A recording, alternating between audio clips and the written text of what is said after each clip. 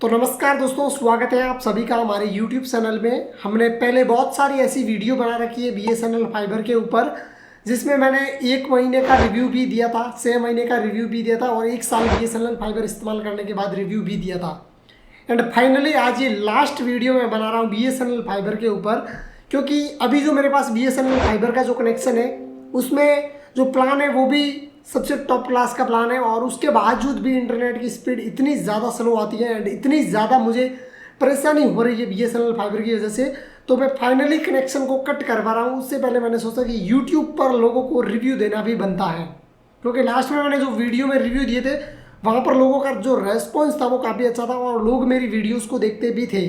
उनको एक आइडिया मिलता था कि BSNL का कनेक्शन लेना चाहिए या नहीं फाइबर का। तो आज फाइनली जो मैंने डिसीजन लिया है कि मैं BSNL फाइबर का कनेक्शन कटवा रहा हूँ, उसके पीछे क्या वजह है वो बताऊँगा। एंड आपको लेना चाहिए या नहीं लेना चाहिए वो भी आपको समझ में आने वाला है, क्योंकि जो मुझे प्रॉब्लम हो रही है अगर वो प्रॉब्लम आपको नहीं होती है तो आप कनेक्शन ले सकते हो। एंड अगर जो मुझे प्रॉब्लम हो रही है अगर सेम टू सेम ऐसी ही प्रॉब्लम आपको भी फेस करनी पड़ सकती है, जो मैं कंडीशन बताऊँगा उस हिसाब से फेस करनी पड़ सकती है, तो आप BSNL कनेक्शन को अवॉइड कर सकते हो, इसको नहीं लेना है। ठीक है, तो ये 2 चीज़ें मैं आपके सामने रखूँगा, आप खुद को समझ में आने वाला है, चीज़ों को समझने का प्रयास करना। एंड सबसे पहले तो बात करता हूँ कि BSNL कनेक्शन लेने के बाद शुरुआत में मुझे इंटरनेट, ठीक है, नो इंटरनेट की प्रॉब्लम आती थी। शुरुआत में जब मैंने कनेक्शन लिया था तो उस टाइम मुझे ये प्रॉब्लम आती थी, तो उस वजह से मैं परेशान रहता था। एंड मैंने BSNL कंपनी में, ठीक है, जो कस्टमर केयर नंबर होता है वहाँ पर कंप्लेंट दर्ज करवाता था। 2-3 दिन में ये प्रॉब्लम ठीक होती थी। उसके बाद 2020 में मैंने वेंडर चेंज किया, दूसरे वेंडर से मैंने BSNL का कनेक्शन मेरा लिया। तो उसके बाद भी मेरा जो इंटरनेट था वो टॉप क्लास चल रहा था 20 में, और मेरा जो प्लान था वो 599 प्लस GST यानी कि समथिंग कुछ 707 रुपये का जो बिल है मेरे पास आता है इंटरनेट का आज के टाइम में। तो वो वाला प्लान मेरे पास है अभी प्रेजेंट टाइम में।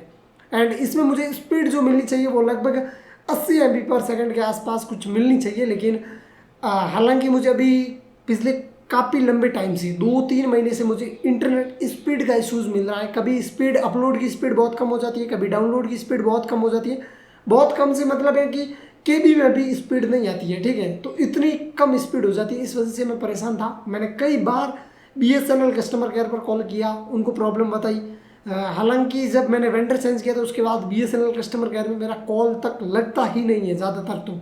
एंड कभी कभार लगता है तो वो भी बीच में कट जाता है, कंप्लेन पूरी लिखी भी नहीं जाती उससे पहले मेरा कनेक्ट, ठीक है, कॉल है वो डिस्कनेक्ट हो जाता है BSNL जो मैं कॉल करता हूँ तो वहाँ पे ये प्रॉब्लम थी। इसके बाद जो ये प्रॉब्लम मुझे इंटरनेट स्पीड की थी ये काफ़ी लंबे टाइम से चलती आ रही है। और मैं एक चीज़ बता दूँ, मैं गाँवों में रहता हूँ। गाँव छोटा कस्बा भी नहीं है, छोटा गाँव भी नहीं है, बिल्कुल एक बड़ा गाँव है, तहसील स्तर का गाँव है। ठीक है, तो मैं वहाँ पर रहता हूँ, वहाँ पर भी ये प्रॉब्लम आ रही है। एंड यहाँ पर मेरे आसपास में देखूँ तो लगभग 100-200 कनेक्शन होंगे समथिंग। मैं एक आइडिया से बता रहा हूँ, 100 से ज़्यादा ही है एंड 200 से कम है। तो इतने कनेक्शन मेरे इस गांव में है, उसके बावजूद भी ये प्रॉब्लम आ रही है। एंड वेंडर को जब हम, ठीक है, मैसेज करते, कॉल करते, बताते तो वो बोलता है कि आप बता रहे हो, हमने आगे ये आपकी प्रॉब्लम वो फॉरवर्ड कर दी है। एंड वेंडर, ठीक है, मेरे साथ सपोर्टिव है, बात करता है, सारी चीज़ों को सॉल्व करने की कोशिश करता है। लेकिन कहीं ना कहीं ये प्रॉब्लम अगर रेगुलर होती जाए एंड लंबी चलती जाए तो फिर वेंडर को हम कितना बताएंगे। एक जो प्रॉब्लम होती है उसका एक सही निवारण भी होना चाहिए, लेकिन वो BSNL की तरफ से हो नहीं रहा है। ठीक है, वेंडर को हम बार बार कंप्लेंट, मैं डेली वेंडर को स्क्रीनशॉट भेजता हूँ स्पीड टेस्ट के, एंड उसके बावजूद भी वेंडर, ठीक है, आगे फॉरवर्ड करता है, स्पीड ठीक होती है, फिर दूसरे दिन वही प्रॉब्लम, फिर स्क्रीनशॉट। तो ये एक चीज़ है वो चलती रहती है मेरे हमेशा। एंड इस वजह से अभी मैं फाइनली BSNL का जो कनेक्शन है उसको कटवा रहा हूँ।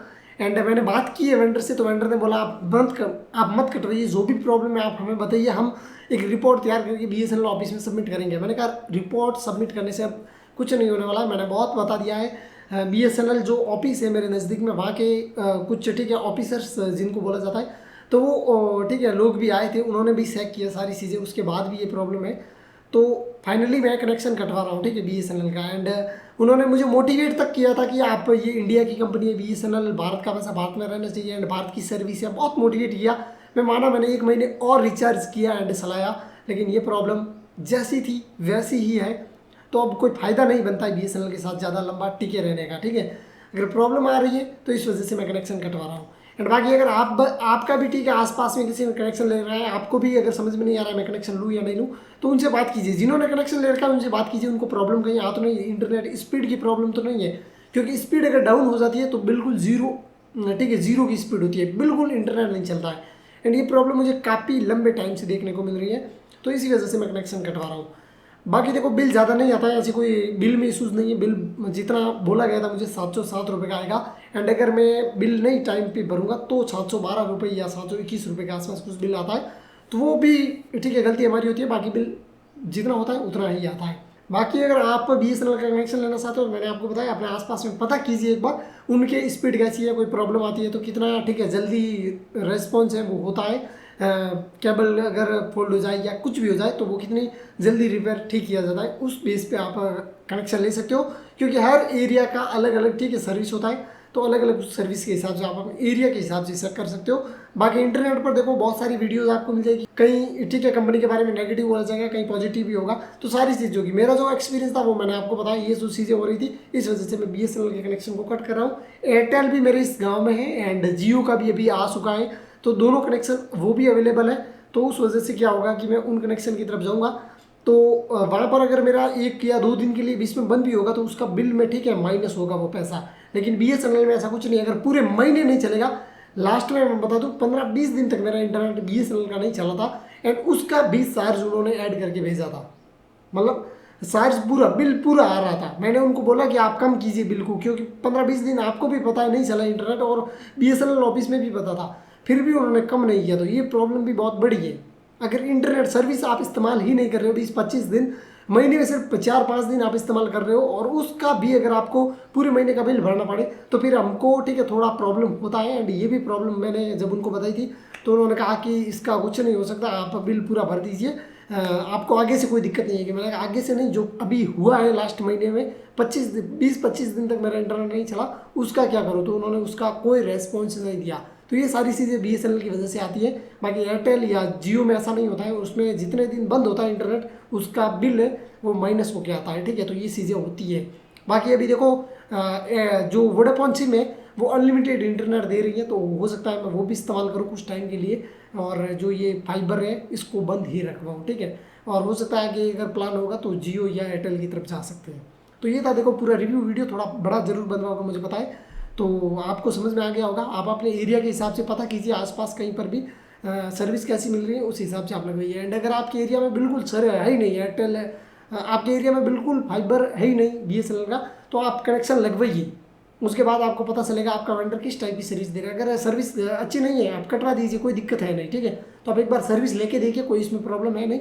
बाकी इंस्टॉलेशन चार्जेस वगैरह कई बार फ्री होते हैं प्लान में, तो आप उस हिसाब से भी प्लान ले सकते हो, ठीक है। तो उम्मीद है आपको वीडियो पसंद आया होगा। पसंद आया हो तो एक लाइक ज़रूर करना, एंड चैनल पर नए हो सब्सक्राइब कर देना, क्योंकि इस टाइप की वीडियो है वो मैं लाता रहूँगा अपने इस यूट्यूब चैनल पर। सो बाकी आज के वीडियो में बस इतना ही, मिलेंगे एक और इंटरेस्टिंग वीडियो के साथ। तब तक दोस्तों जय हिंद, वंदे मातरम।